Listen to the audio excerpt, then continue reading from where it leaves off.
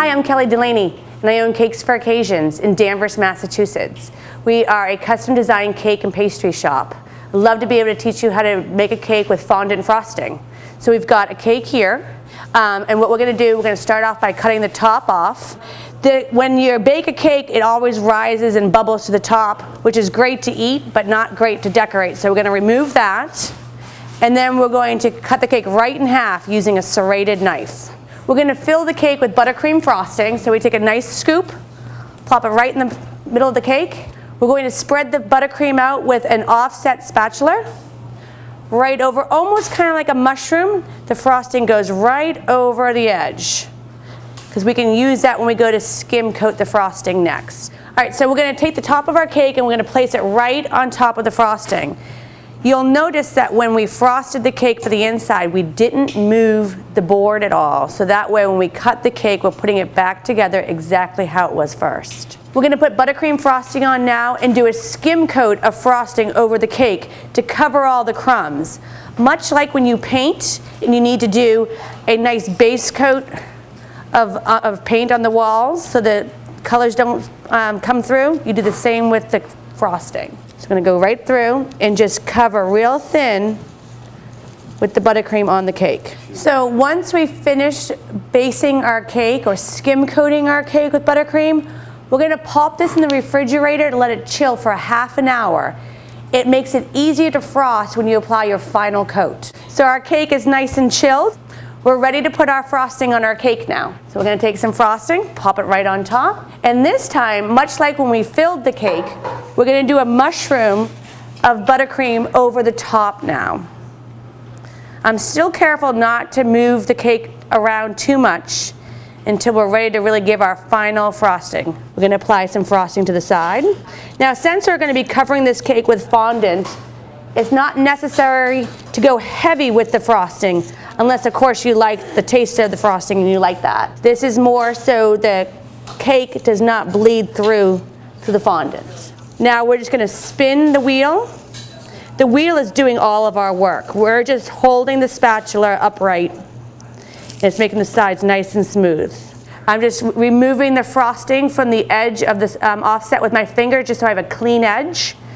I'm going to go right through and I'm pushing the spatula away from me to get a nice crisp, clean edge on the cake. We're done. The cake's going to go back in the refrigerator, this time for just 10 minutes.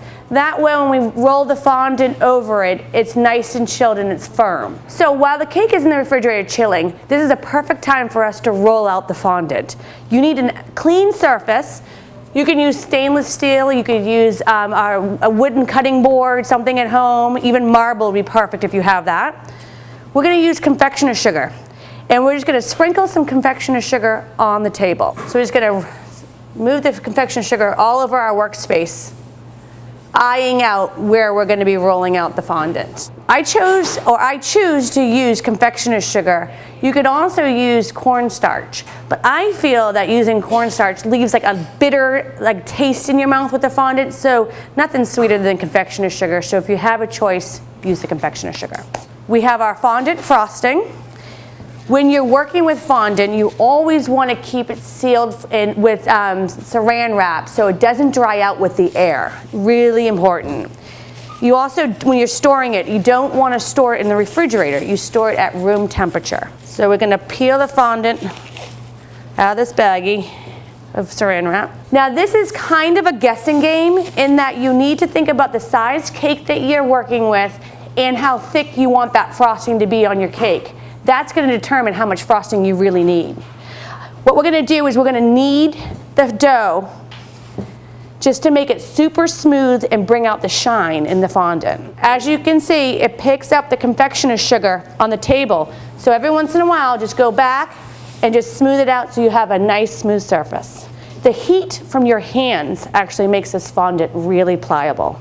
Fondant is just like edible Play-Doh, so you can really make anything from it. Now I'm going to be ready to roll out the fondant. Using a silicone rolling pin, you're going to take a little bit of the confectioner sugar and put it right on top, and then you're just going to roll out using the weight of your body and the strength from your arms. You're going to pick it up, turn it counterclockwise, and we're gonna do it one more time. You don't want to add too much confectioner sugar to your dough because it will make it harder to use. I was working with an 8-inch cake, so I need to make this fondant big enough to cover the 8-inch cake, but also the 4-inch sides. So I'm going to need a diameter of about 16 inches. It does get a little trickier to pick up and move the fondant as the bigger it gets. So just mind yourself and be real careful and make sure that the fondant's not sticking to the table. Next, we're going to then take our silicone rolling pin and roll back the fondant onto the pin. And as we go, we're going to be brushing off any excess confectioner sugar. So our cake was placed in the refrigerator. Now we're placing it right back in the center where we kind of envisioned that 8-inch cake to be when we were rolling out the fondant. Right on the table, not on the cake wheel itself. So you need to make sure that you have all your tools available before you roll out the fondant. One thing that's really important is this pizza wheel. This is going to help us cut away nice clean edges from the bottom of the cake. So make sure this is within arm's reach before you start. We're going to pick up our fondant on both ends of the rolling pin, and then what we're literally going to do in one swoop is we're going to roll our fondant right out across the cake, moving with the fondant right down the side. Now we're going to take our hand and we're going to smooth out the fondant. Now I purposely started the very back here of the cake so it actually reaches the very back and the very bottom. And I'm taking just really the side of my pinky finger and rubbing the fondant down the edge of the cake. Now we rolled the fondant out bigger than we needed to, but you want to do that because you want to allow for a little, what you call a skirt of fondant, so when you smooth out you don't get any air bubbles. We're going to then just cut away the fondant. And I'm Kelly Delaney of Cakes for Occasions in Danvers, Massachusetts. And this is how you decorate a cake with fondant frosting.